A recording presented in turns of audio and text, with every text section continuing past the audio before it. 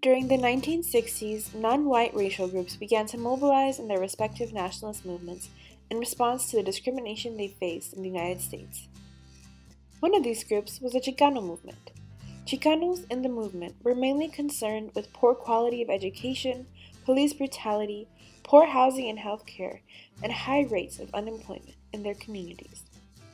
Ultimately, equal rights for the Chicano community as a whole were important to the Chicano movement. However, as you will see, equal rights were not always guaranteed to all members of the movement, such as Chicana women.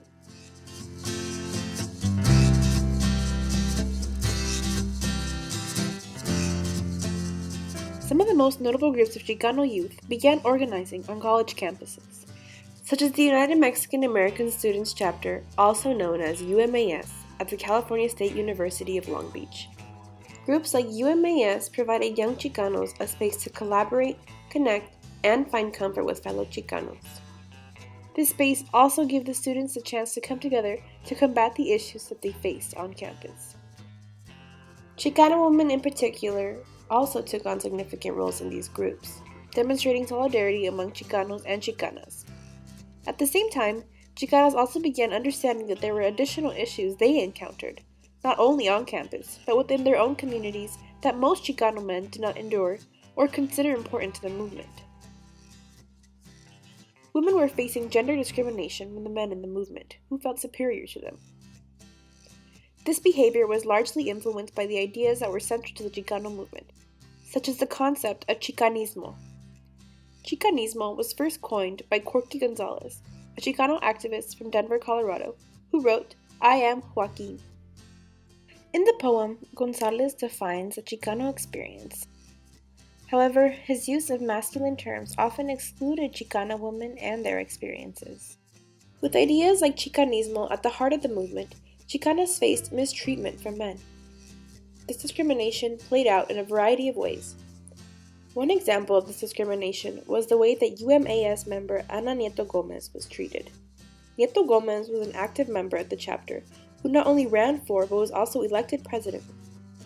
Most men in the group did not believe Nieto Gomez was fit to be president, and even went as far as holding meetings without her knowledge or presence. Chicanas of the time note that most men in the Chicano movement generally found women incapable of taking on significant roles, as they believed that they should stick to more traditional and secondary roles. Some Chicano men felt so strongly about keeping women in secondary roles that they found it embarrassing when a Chicano organization was led by women. Within the movement, some women also faced sexual harassment by male members who viewed Chicanas as sexual objects whose main responsibility was to reproduce to keep the race alive. Women were also realizing that their concerns for reproductive health were not prioritized in the movement.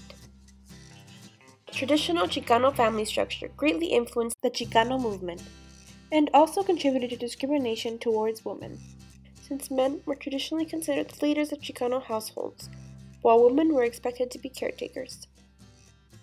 Overall, this structure failed to guarantee women their own rights in the community, even though the goal of the Chicano movement was to obtain equal rights.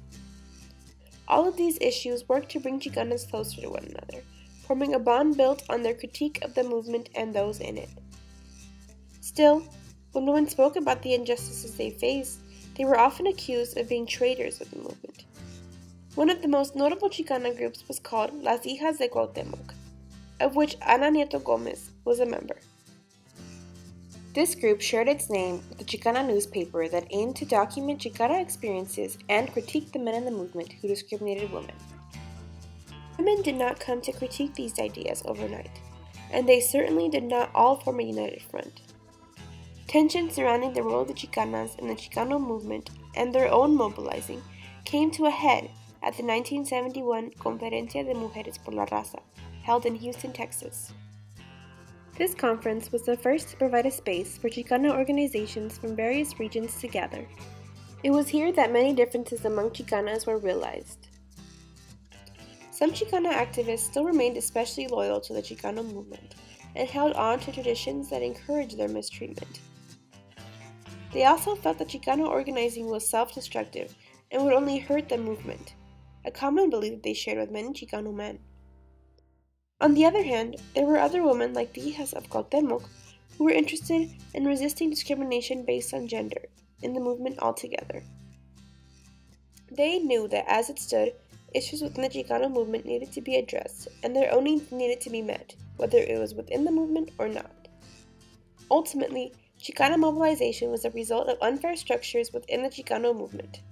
As a result, Chicana women gained political and social consciousness that pushed them to work with, learn from, and empower one another in a movement for social change. Their actions were crucial to the movement and pushed Chicanos and Chicanas to dig a little deeper to better their communities.